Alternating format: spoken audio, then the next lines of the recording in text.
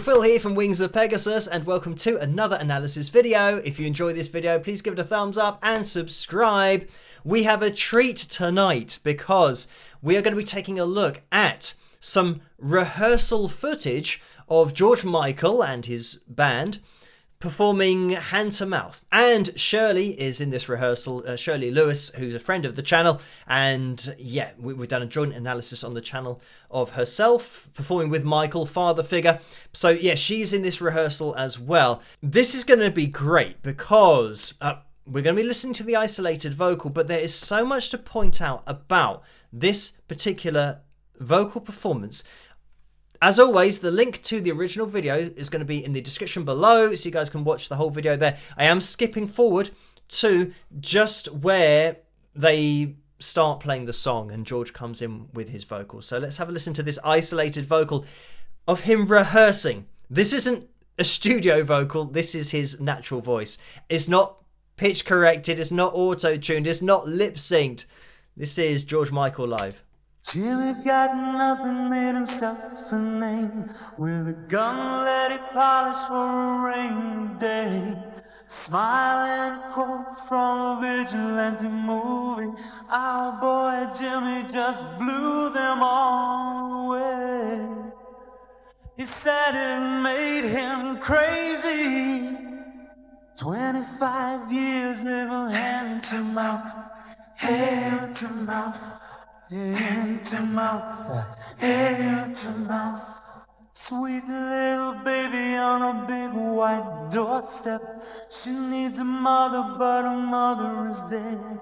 Just another hooker that the lucky can forget.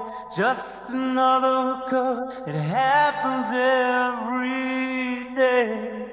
She loved a little baby. She couldn't bear to see a little hand to mouth, hand to mouth, hand to mouth, hand to mouth. I'm just going to jump in here because as this video will demonstrate and the pitch lines demonstrate on screen, George had one of the most accurate vocals that you're ever going to hear from a pitch perspective, but just recreating what he did in the studio, but live.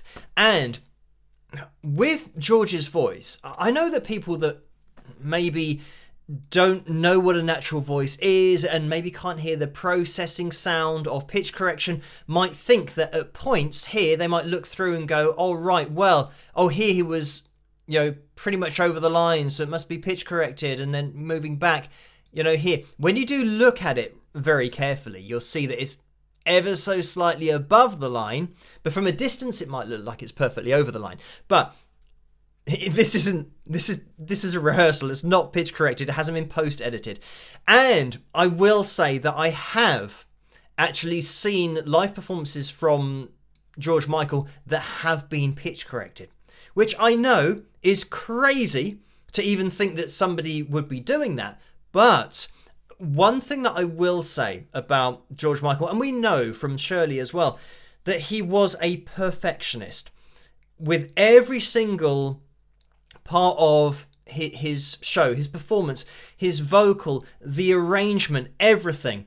And a lot of people don't appreciate what George Michael did and the amount of production he did on his own work. And Shirley spoke about that in the interview, with him getting, you know, the exact amount of reverb on his voice that he wanted and being so particular about it. And I don't want this video to get blocked on copyrights, but I just want you to listen to everything together with the instrumentation. Have a listen to this. Made him crazy.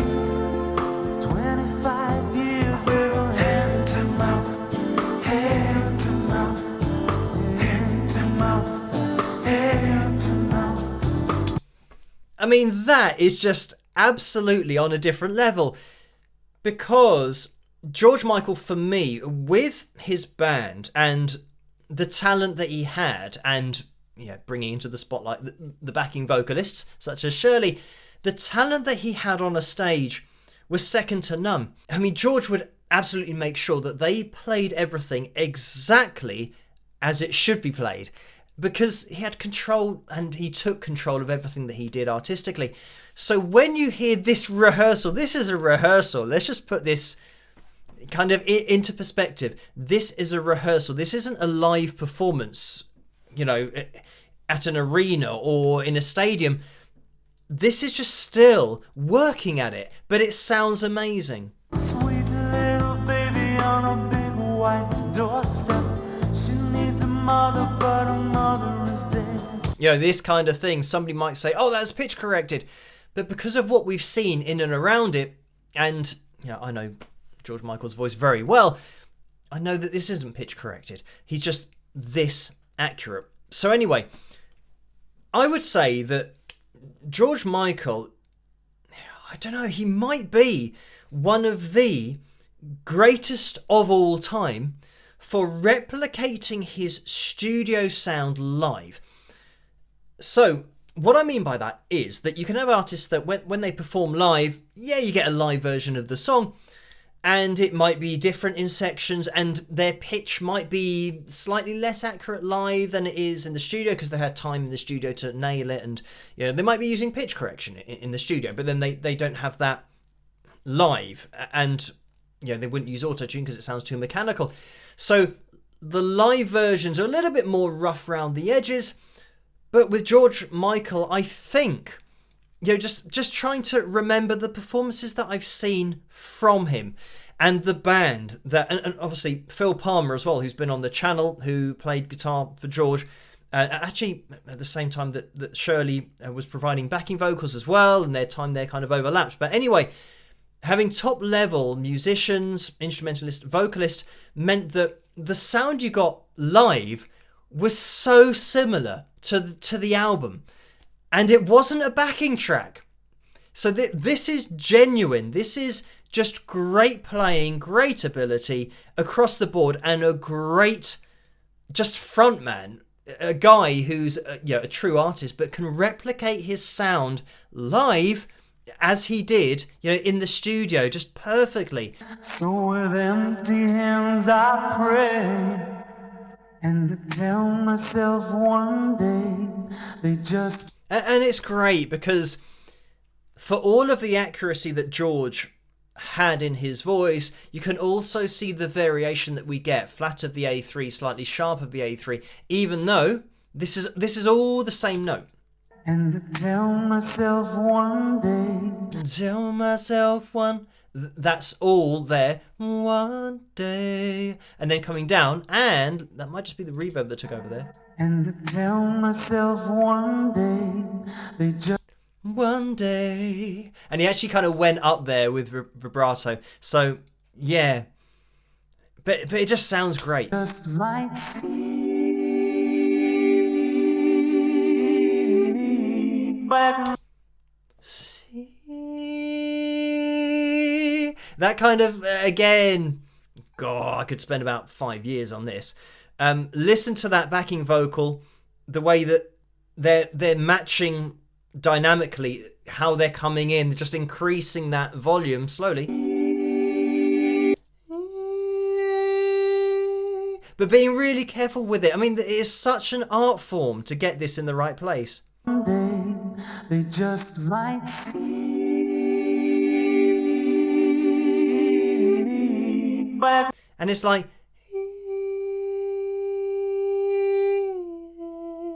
It's kind of...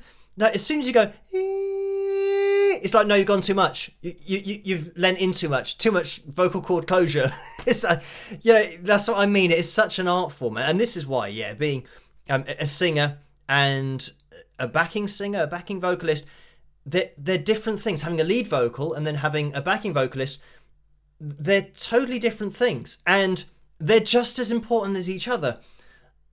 Like, if you've got somebody who's a bad backing vocalist, they can make a great singer sound bad, because imagine if they're coming in dynamically like that in the background. It's like, well, hang on, you've now taken all of the attention away from the lead vocal. And when you've got a lead vocal like George's here, listen to what he's doing.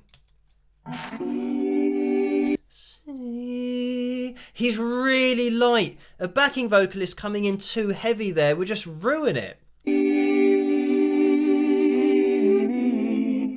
Oh man, like I said, it's an art form because George's voice is in there. And you can hear it's in there, but it's being surrounded perfectly by the other voices. As I said, this could go on for years, but let's listen on. This is a rehearsal, by the way. But no one gave a thought to the rest of the nation. Like to help you, buddy, I haven't got the time. Yeah, I'm going to be jumping into this every second. But again, from the pitch, have a look at the expression that just being below the C4 gives it. Gave a thought to the rest of the nation. Like to help you, buddy. And there, that C4, like to help you, buddy. And he actually went sharp of the C4, but that was just the expression of that. Sadly, that would get corrected nowadays. But yeah, I mean, it's great because you still get all of the variation, the expression of his natural voice, but it still sounds, when we bring in the instrumentation, it still sounds exactly on point as to what it would be in the studio.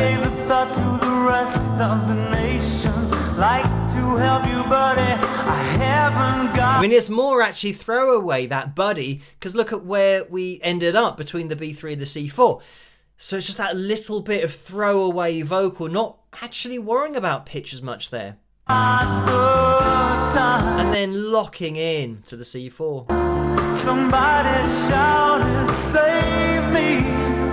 Ah, I mean, that is so good up to that E4.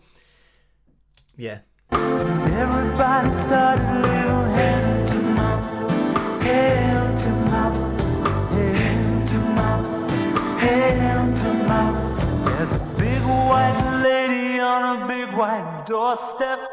She asked her daddy and her daddy said yes. So when we're talking about pitch accuracy, the really important thing to point out here is that George is really accurate pitch-wise, but with all the vocal technique that he would have in the studio. So what I mean is that a lot of singers will be focusing on pitch. So they're not really worried about what they're saying or the lyrical content of what they're saying or putting across emotion because they're focusing on just trying to get close to the notes.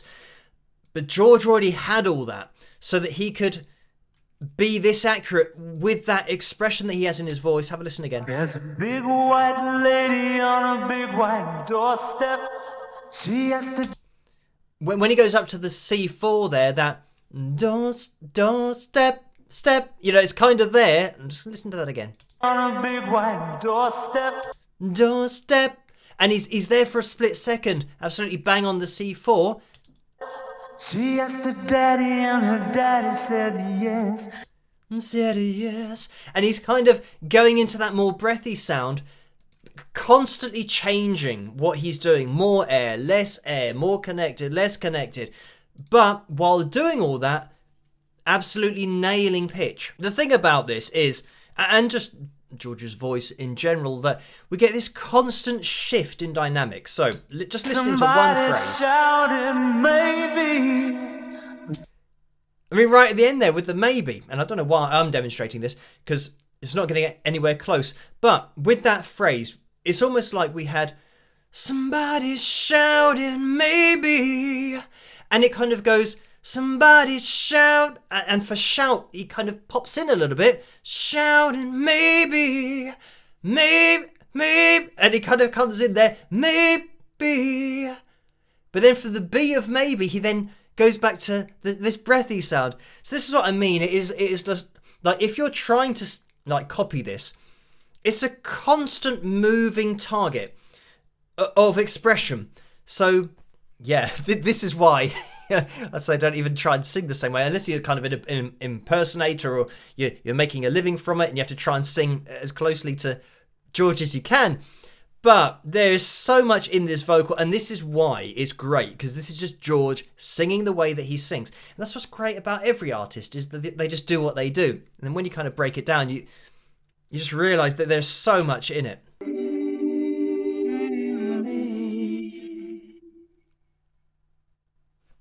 This is actually Shirley. You can see in the background here.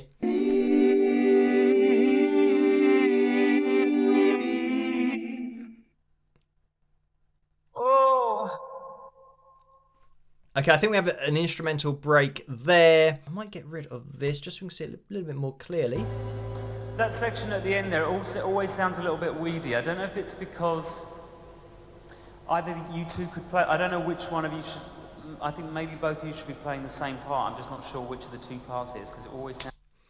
So, I mean, this is the bit that I love as well, because George, having just finished the song, while he's singing and while they're ending the song, he's taking in everything about just the balance and the arrangement. And right at the end there's the guitar section. I'll just let it play quickly.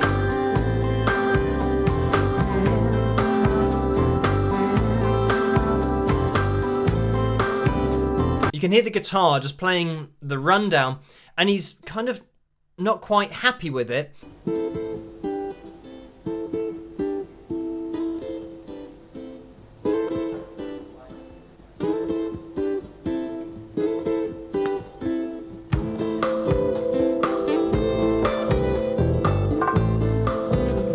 The third chord should be as open as leave it for as long as you can.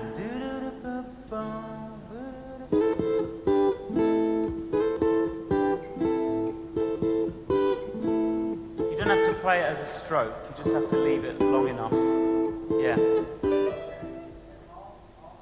Yeah, I love all that kind of stuff, because this is a little insight into the creative process, but also the way that George there, yeah, he wants that particular line doubled up on guitars, and as soon as that stroke was a little bit more prolonged and, yeah, a little bit more deliberate, George jumped on it instantly. He said, no, you don't need to do that, just let it ring out. And what he's basically referring to is the chord changes from one position to the next. He wants that position down at the bottom to ring out for as long as possible before then making the shift up. This is great from that instrumental perspective, obviously performance-wise, but just this little insight after that, of course, Shirley would have seen all the time with rehearsals, just how it's all put together.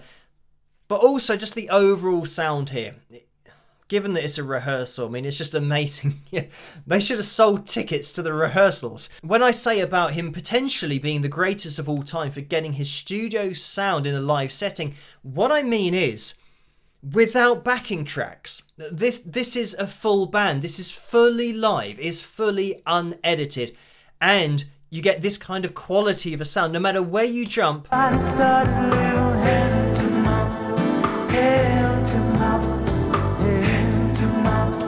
It's absolutely spot on.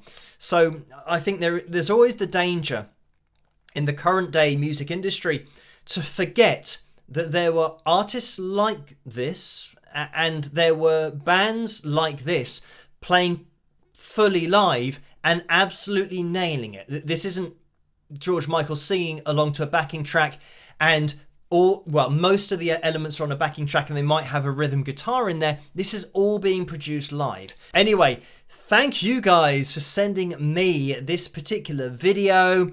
I hope you guys have enjoyed this one. I certainly have. And keep those suggestions and requests coming in the comment section below for future videos. Let me know what you guys think. And if you did enjoy this video, please give it a thumbs up and subscribe. And I'll catch you guys at the next one. Rock!